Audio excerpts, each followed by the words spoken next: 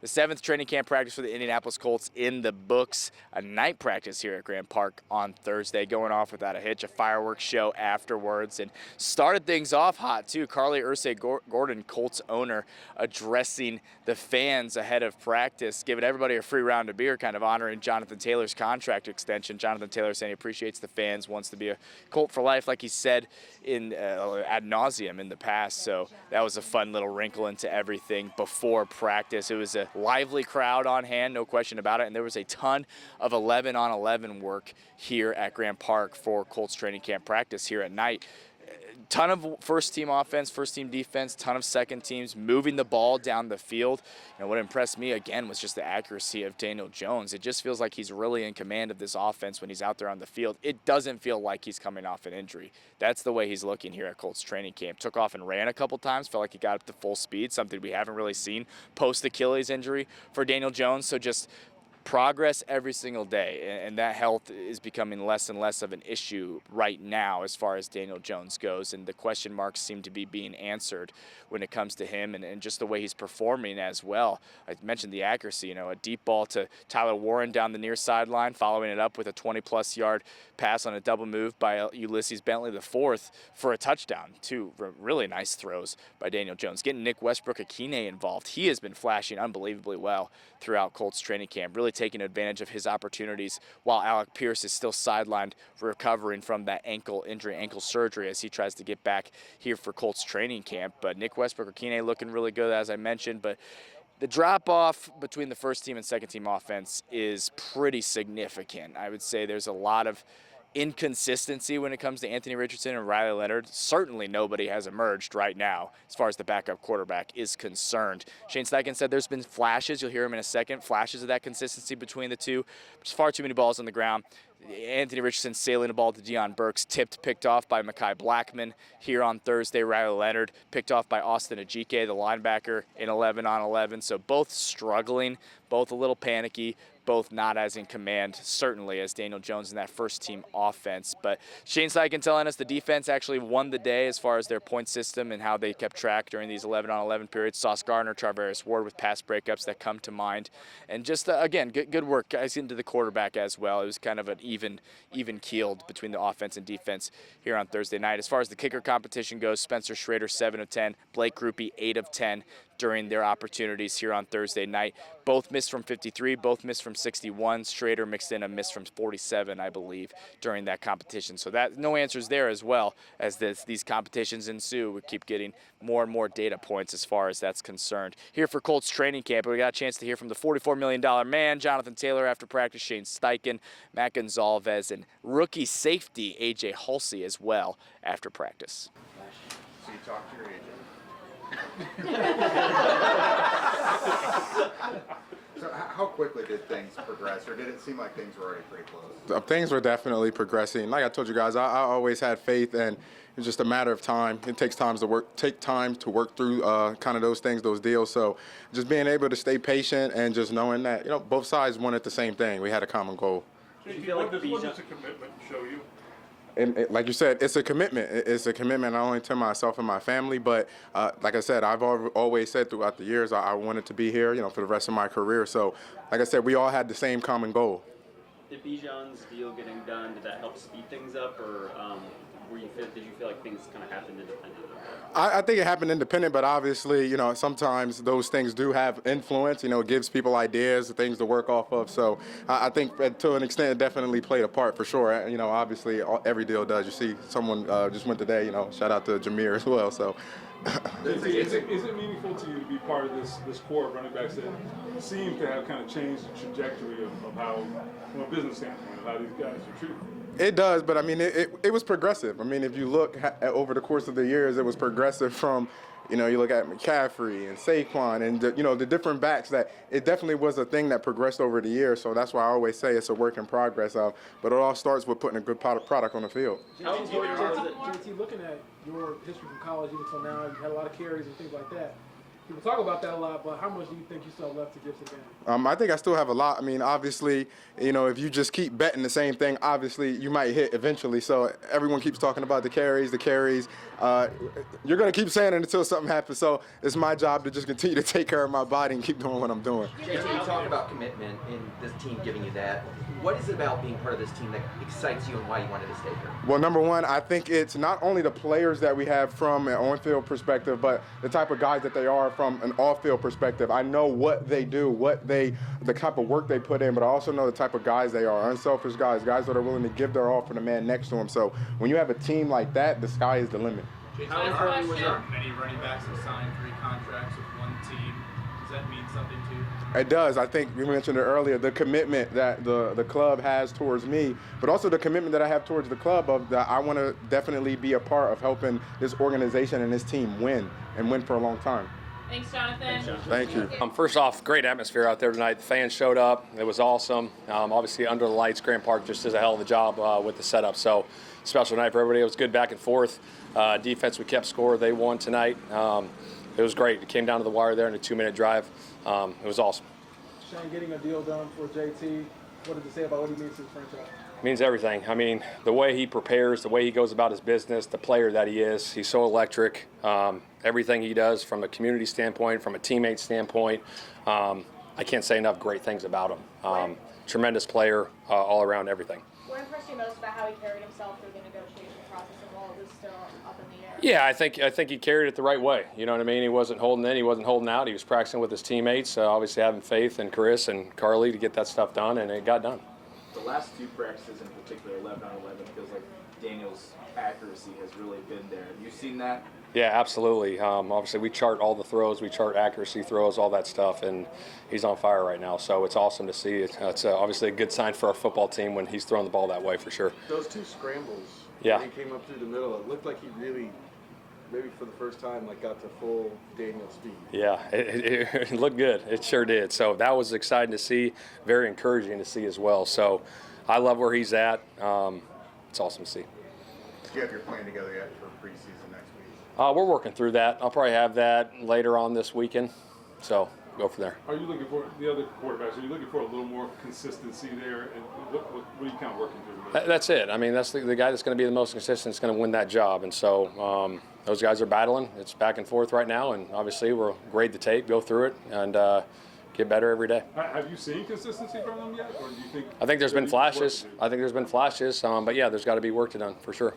What did you see from Nick Westbrook-Keeney, just his ability to continue to play down the field? Yeah, he's making a ton of plays. Obviously had a good little bench route, a little 7-cut today, but he's a guy that's a veteran player that's made some plays in this league, and so he's been consistent throughout it so far, so I'm excited about where he's at. You see CJ Allen today? Yeah, he's dealing with the hamstring right now. Is Ulysses Bentley kind of taking a step for you guys, kind of forcing his way to that running back? Yeah, I mean, tonight he made a ton of plays. Obviously, he had a little double move for a touchdown, and then out in space made a couple guys miss. So that was great to see. He's made great strides. He did a hell of a job last year for us on the practice squad, and obviously making plays out here in training camp, so that's great to see. That last situational down 8, what was the situation there? Well, we're just keeping total score throughout the whole thing. So that was 46 seconds left. Ball's on the 25. It was a 2-minute situation, no timeouts. If the offense scores, they get 7 points. You go for 2, and the defense gets a stop. They get 7 there. So it was down to the wire. It was awesome. What do you think about the DJ to do one back of the end zone there? It was great. I think those plays, we got to make those plays, and it was just a hell of a throw, tight window throw. He got both feet down. It was great to see. Shane, I know you talked about him the other day, but AJ getting some first-team reps on defense. Just over the course of the last week, how have you just seen him grow? He's grown tremendously. I think he's got a high football IQ, which is awesome, and you need that at that position in the safety. There's a lot of communication on the back end that goes on. High football IQ guy, like I said, and he's making plays and he's stepping up. In AJ's battle in that safety spot with Hunter Wooler, do you have any sort of an updated timeline on when you would expect him back or would work into? I don't. He's got a hamstring, so hopefully sooner than later. Is there any update on Alec? No, not right now. His rehab's going great. I'll say that. He's going great. I don't have the timetable on his return, but he's doing a hell of a job in his rehab process. Shane, you talk about what you see from Daniel day after day. What do you need to see next? Well,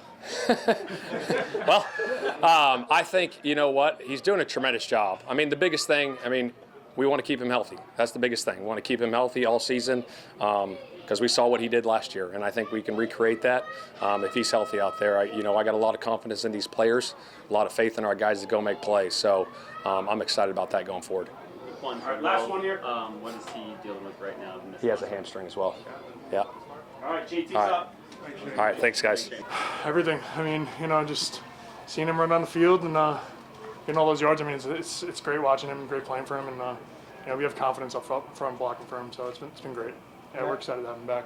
Matt, working with Daniel and seeing him back in action, what does that do for this team from just an inspiration standpoint? Oh, it's great. I mean, it's exciting to have him back. I mean, it's a good refresher to see him back there calling the plays. It's a familiar voice, and it gets us fired up. We're ready to go. We're ready to block for him, and gives us a little bit more motivation.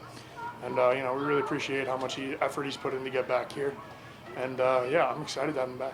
What's the atmosphere like? What's the atmosphere like when a player gets rewarded like Jonathan did today? What's it like just when you see him for the first time out there? It's exciting. I mean, definitely he works his behind off, so he definitely earned it, and the atmosphere definitely gets excited for him, and we're all here for him. We're all gonna keep pushing for him, and it was great. How's the offseason been building up that chemistry with Jalen Travis next to you on the other side? Oh, it was good. Good. I mean, he's a great kid. He's a very smart kid. We don't have much to say to each other unless it's football related. I mean, we talk to each other in the line room, or if we need to communicate or anything like that. He's a great kid, and I love playing next to him.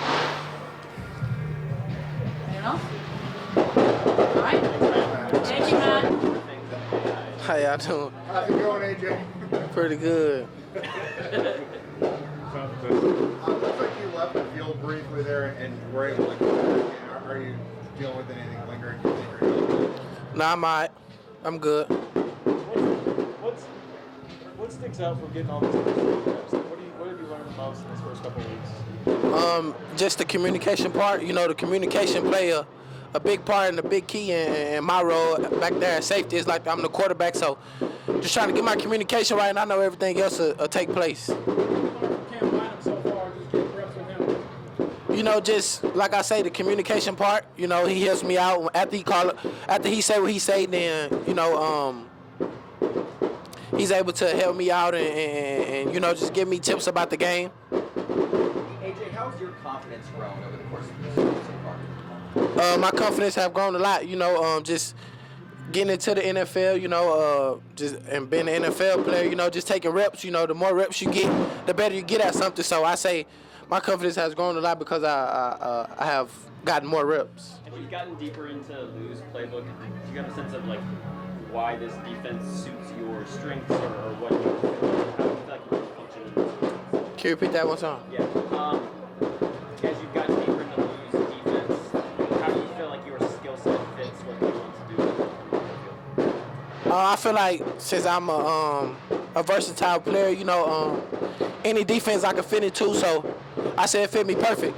AJ, you were a ball hawk in college. Do you feel like those skills, how well do you feel like those skills are going to transfer up to the NFL? The few reps, the reps that I have gotten, I came close to a few bars, and, I feel like the skill just, it transferred to the NFL to practice pretty well. It's still the same game. You see the same plays and things like that, so you just get a beat on them, and you're able to make a play. AJ, tonight practice, what do you think of the fireworks, and what do you think about practicing here tonight? Practice tonight, was a competitive day. The offense made some plays, the defense made some plays, but together I feel great about my teammates, and I also feel great about myself. And it's a great fireworks show going on out there, and I'm blessed to be here.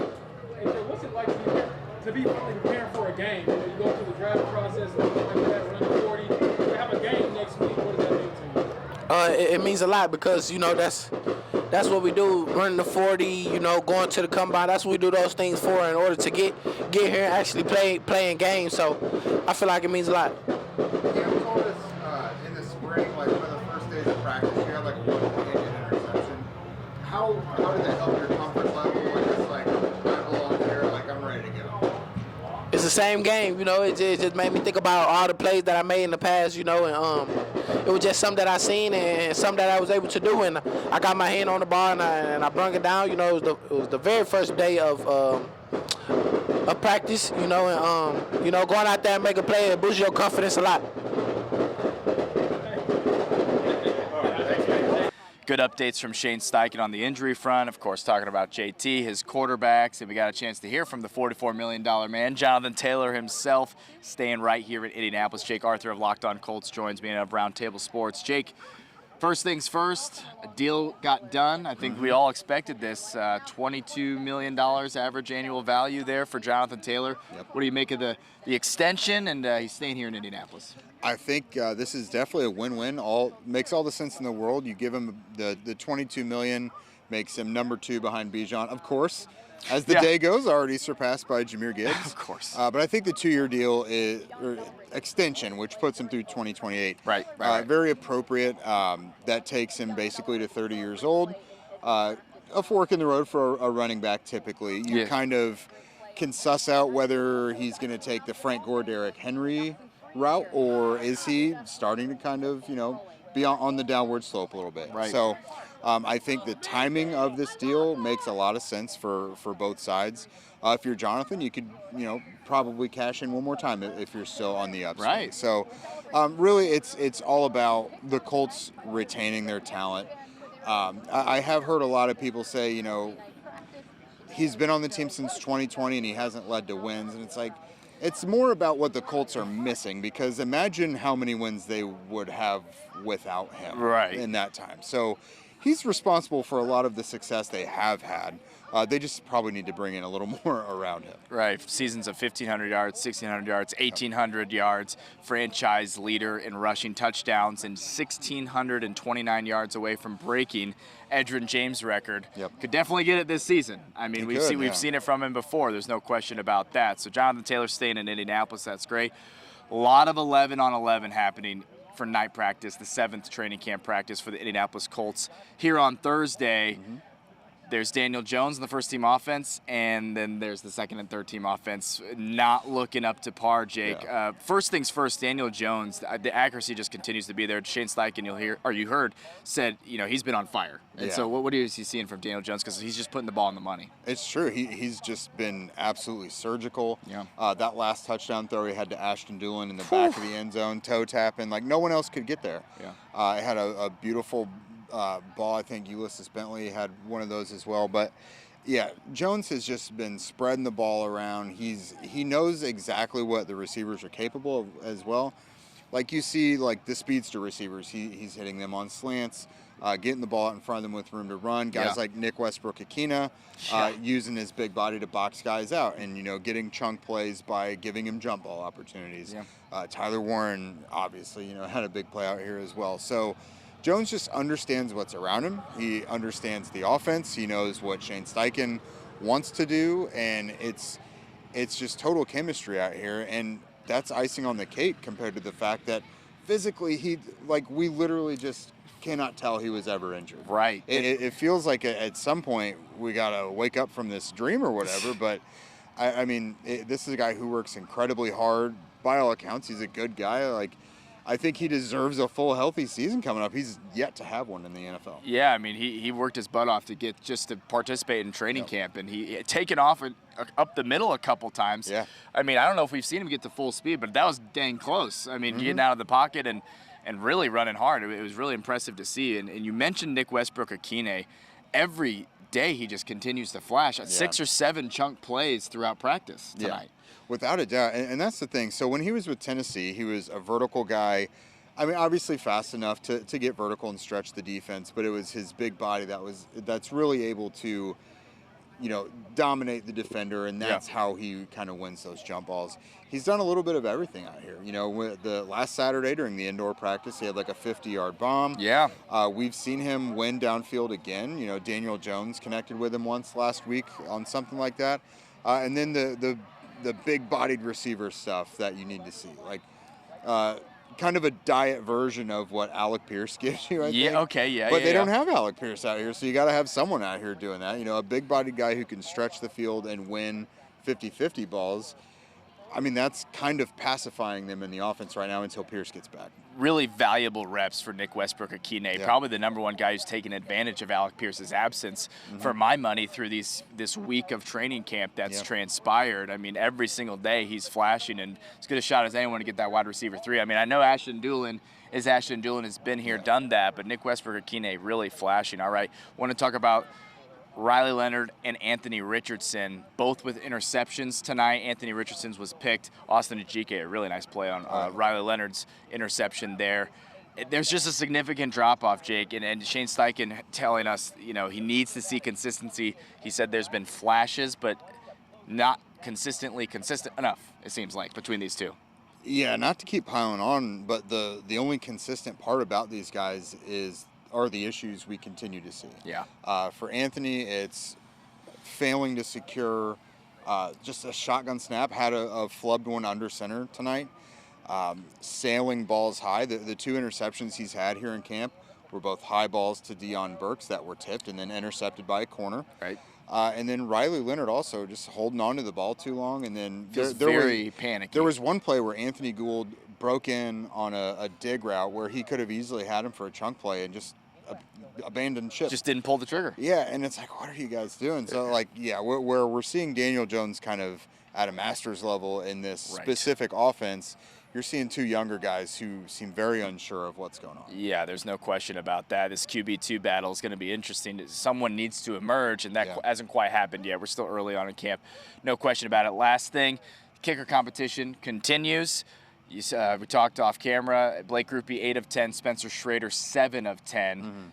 Grupe seems to have the confidence there behind him. His first misses as a member of the Colts, at least in significant game action and competition action. He's human. Yeah, so a caveat, one of the misses was from like 61 yards. Yeah, so he missed one from like 53 and 61. So deep ones that he was missing there. Schrader, I thought, looked better tonight, and the ones he missed continue to miss left. Brian Mason said they've kind of identified what's going on with that, and whatever it is, they just got to keep kind of working through it.